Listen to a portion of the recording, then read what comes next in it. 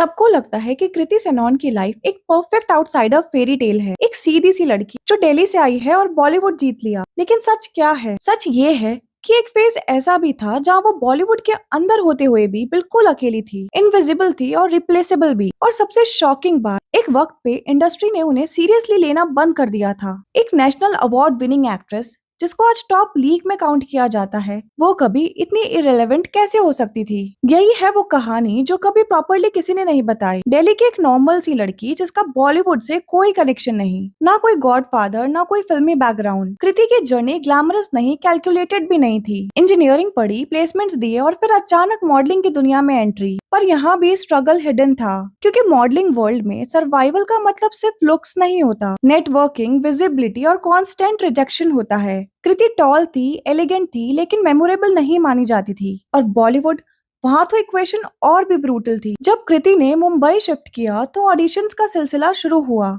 और यहाँ पे पहली रियलिटी हिट हुई, तुम अच्छी हो बट नॉट स्टार मटेरियल। ये लाइन बार बार डिफरेंट फॉर्म्स में उन्हें सुननी पड़ी। किसी ने बोला फेस सॉफ्ट है, किसी ने बोला स्क्रीन प्रेजेंस स्ट्रांग नहीं है, और किसी ने सीधा कह दिया यू डोंट स्टैंड आउट। सोचो, एक इंडस्ट्री जहाँ हर कोई स्टैंड आउट करना चाहता है, वहाँ तुम्हें बोल दिया जाए कि तुम नोटिसेबल ही नहीं हो। ये सिर्फ रिजेक्शन नहीं, आइडेंटिटी क्राइसिस होता है। और फिर आया एक अनएक्सपेक्टेड ट्विस्ट। बॉलीवुड नहीं, साउथ इंडस्ट्री ने उन्हें पहला चांस दिया। फिल्म नैनो कैकेडीन, अपोजिट महेश बाबू। सुनने में बड़ा लगता है, लेकिन रियलिटी, ये डेब्यू एक ब्लेसिंग कम और एक कंट्रोवर्सी ज्यादा बन गया। फिल्म रिलीज हुई, ऑडियंस का रिस्पॉन्स मिक्स्ड था, लेकिन जो सबसे ज्यादा वायरल हुआ वो था एक पोस्टर। एक ऐसा पोस्टर जहां कृति को अननेसेसरीली सेक्सुअलाइज्ड दिखाया गया। और फिर शुरू हुआ बैकलैश। सोशल मीडिया पे लोगों ने क्रिटिसाइज किया, फेमिनिस्ट ग्रुप ने क्वेश्चंस किए, और सडनली कृति सेनन का नाम एक कंट्रोवर्सी के साथ जुड़ने लगा। डेब्यू के बाद अप्रिशिएशन मिलना चाहिए था, लेकिन यहाँ पे उन्हें जस्टिफाई करना पड़ रहा था कि वो इस इंडस्ट्री का पार्ट क्यों है। और इसी बीच एक और प्रेशर बिल्ड हो रहा था, बॉलीवुड डेब्यू का। और फिर एंट्री होती है फिल्म हीरोपंती से। अपोजिट एक और न्यूकमर, टाइगर श्रॉफ। सबको लगा ये टिपिकल लॉन्च फिल्म होगी, हीरो डोमिनेट करेगा, हीरोइन सिर्फ सपोर्ट करेगी, और एग्जैक्टली वही हुआ।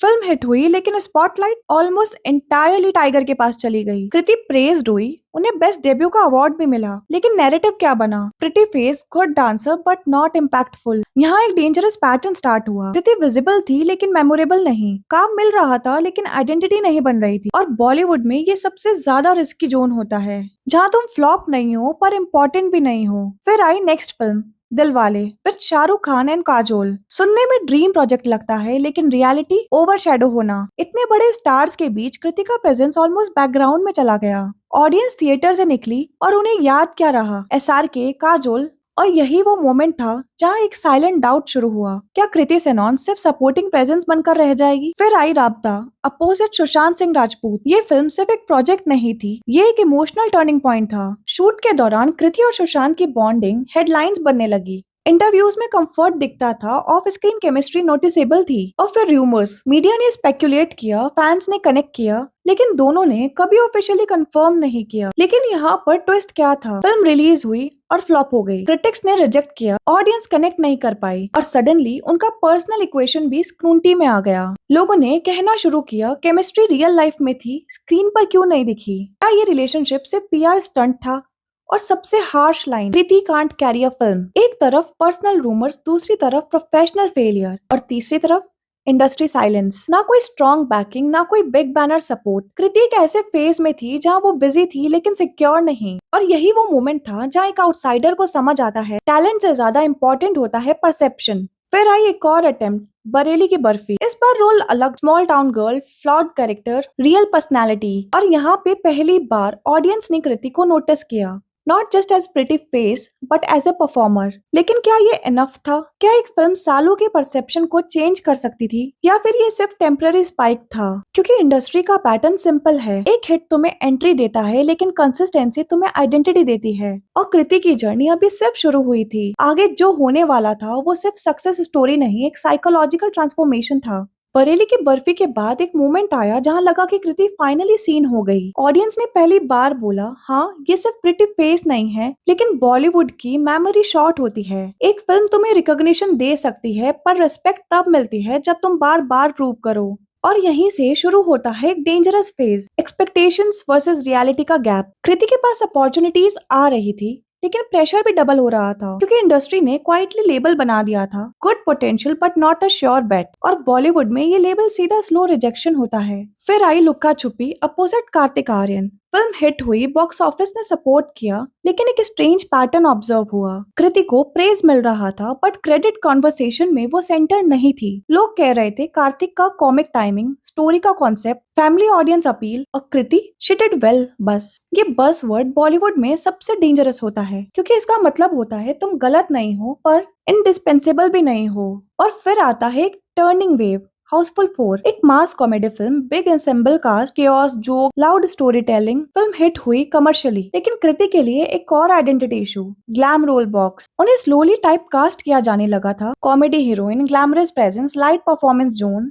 और यही वो ट्रैप होता है जहां एक्ट्रेसेस क्वाइटली स्टक हो जाती है, विजिबिलिटी मिलती है, ग्रोथ नहीं। और इंडस्ट्री के अंदर एक और लेयर चल रही थी, कंपैरिजंस। दूसरी एक्ट्रेसेस जो सेम टाइम पे ग्रो कर रही थी उनसे कंपेयर किया जा रहा था, और कंपैरिजन कभी न्यूट्रल नहीं होता।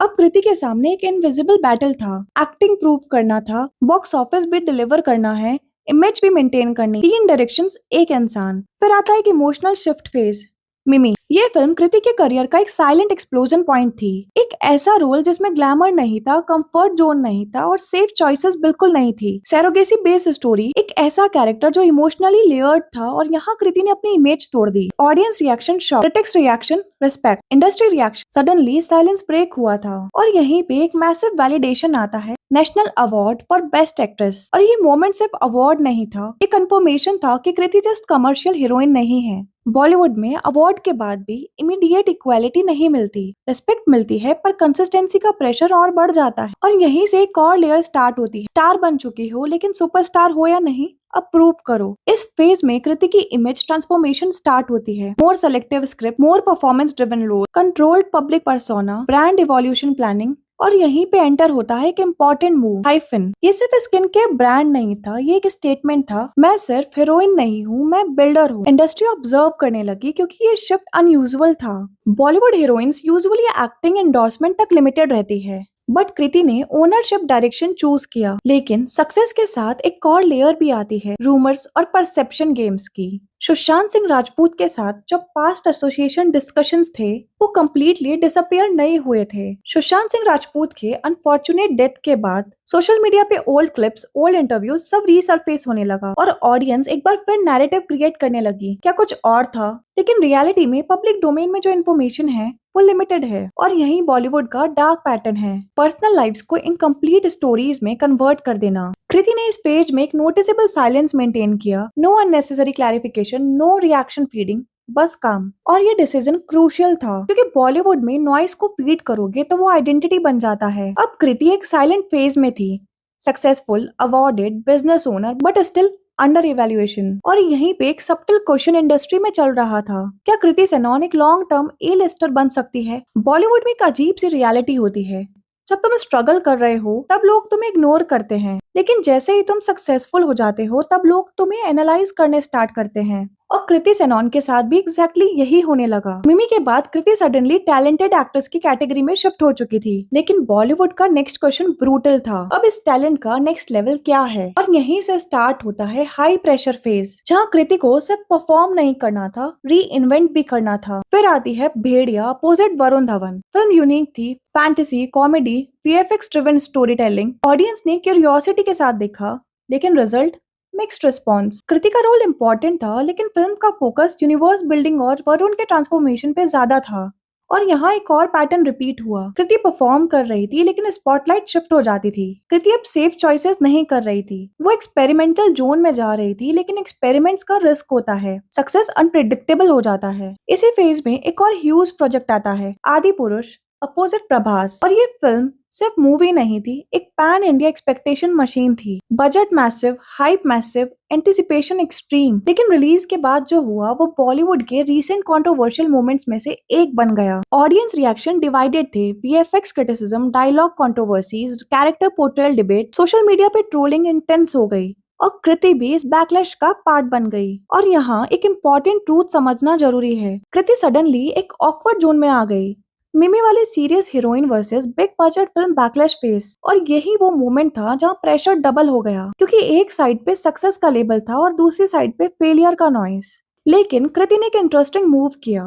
इंस्टेड ऑफ ओवर एक्सप्लेनिंग या मीडिया नैरेटिव फाइट करने का, she went back to work mode. और फिर आता है शिफ्ट फेज। तेरी बातों में ऐसा उलझा दिया अपोजिट शाहिद कपूर। ये फिल्म फ्यूचरिस्टिक रोमांटिक कॉमेडी थी। AI, artificial intelligence plus love story का अनयूजुअल मिक्स। फिल्म को mixed but commercially decent response मिला। और कृति के लिए एक सबटल विन ये था, she was still bankable even after a controversial mega project. लेकिन अब एक और लेयर ऐड हो चुकी थी, पब्लिक एक्सपेक्टेशंस का इवोल्यूशन। ऑडियंस कृति से अब गुड एक्टिंग नहीं, कंसिस्टेंट एक्सेलेंस एक्सपेक्ट कर रही थी। और ये प्रेशर सबसे एग्जॉस्टिंग होता है, क्योंकि एक मिस्टेक तुम्हारी पास्ट सक्सेस को ओवरशैडो कर सकती है। इसी बीच कृति का ऑफ स्क्रीन इवोल्यूशन भी क्वाइटली चल रहा था। हाइपन अब सिर्फ साइड प्रोजेक्ट नहीं रहा, वो एक आइडेंटिटी पिलर बन चुका था। और यहीं से एक इंटरेस्टिंग कॉन्ट्रास्ट बनता है। ऑन स्क्रीन कृति को इंडस्ट्री टेस्ट कर रही थी, ऑफ स्क्रीन कृति इंडस्ट्री से इंडिपेंडेंट हो रही थी। लेकिन बॉलीवुड में एक और इनविजिबल गेम चल रहा था, रेलेवेंस का रेस।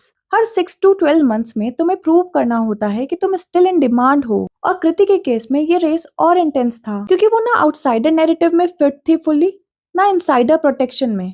और अब एक सबटल शिफ्ट स्टार्ट होता है, मीडिया टोन चेंज होने लगता है। Kriti is evolving, Kriti is choosing better script, Kriti is building brand value. ये लाइंस पॉजिटिव लगती है, लेकिन हिडन मीनिंग होता है, she is still being evaluated. इसी फेज एक और इम्पोर्टेंट एंगल साइलेंटली इवॉल्व हो रहा था, हाइफिन। ये ब्रांड अब सिर्फ सेलिब्रिटी एंडोर्समेंट नहीं था, ये एक आइडेंटिटी बन चुका था। और ये शिफ्ट बॉलीवुड के ट्रेडिशनल थिंकिंग को चैलेंज करता है, क्योंकि यहाँ हीरोइन सिर्फ फेस नहीं रह जाती, डिसीजन मेकर बन जाती है। इंडस्ट्री के अंदर विस्पर्स होने लगती है, अब वो हीरोइन कम, बिजनेस वुमेन ज्यादा है।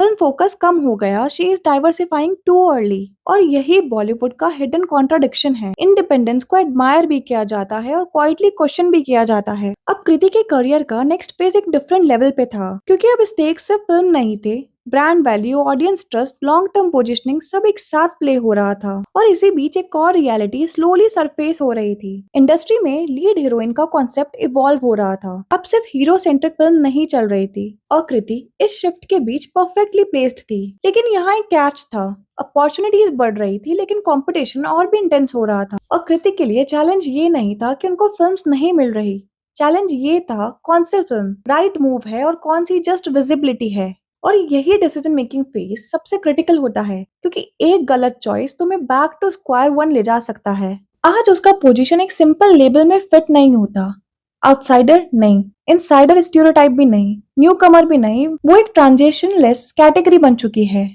जहाँ वो खुद कैटेगरी डिफाइन करती है। और यही मॉडर्न बॉलीवुड का अल्टीमेट ट्रुथ है, स्टार्स अब डिफाइन नहीं होते, वो कॉन्टिन्यूसली रीडिफाइन होते हैं। और कृति सेनन का जर्नी भी अब यही रिप्रेजेंट करता है, एक ऐसी एक्ट्रेस जो डेब्यू से लेके अब तक रिजेक्ट भी हुई, टाइप कास्ट भी हुई, सेलिब्रेट भी हुई, क्वेश्चन भी हुई, और शायद यही उसका बिगेस्ट अचीवमेंट है। She never remain one version of herself for too long. अब फाइनल क्वेश्चन यही बचता है, क्या कृति सेनन अपने पीक पे है या अभी उसका मोस्ट पावरफुल फेज आना बाकी है? क्योंकि बॉलीवुड में हिस्ट्री उन्हें याद रखती है जो सिर्फ सक्सेसफुल नहीं होते, जो कॉन्टिन्यूसली इवॉल्व करते रहते हैं, जब तक इंडस्ट्री उन्हें डिफाइन करना बंद ना कर दे। अगर तुम्हें ऐसी ही बॉलीवुड के हिडन ट्रूथ, कंट्रोवर्शियल जर्नीज और डीप स्टोरी टेलिंग पसंद है, तो स्पेल एंड टॉक को सब्सक्राइब कर लो, क्योंकि यहाँ हर स्टोरी सिर्फ गॉसिप नहीं होती, एक लेयर्ड रियलिटी होती है जो स्लोली अनफोल्ड होती है। और नेक्स्ट वीडियो में हम एक और ऐसी पर्सनैलिटी को एक्सपोज नहीं, अनफोल्ड करने वाले हैं, जिसे तुमने कभी इस एंगल से सोचा नहीं होगा। सब्सक्राइब करो और बेल आइकन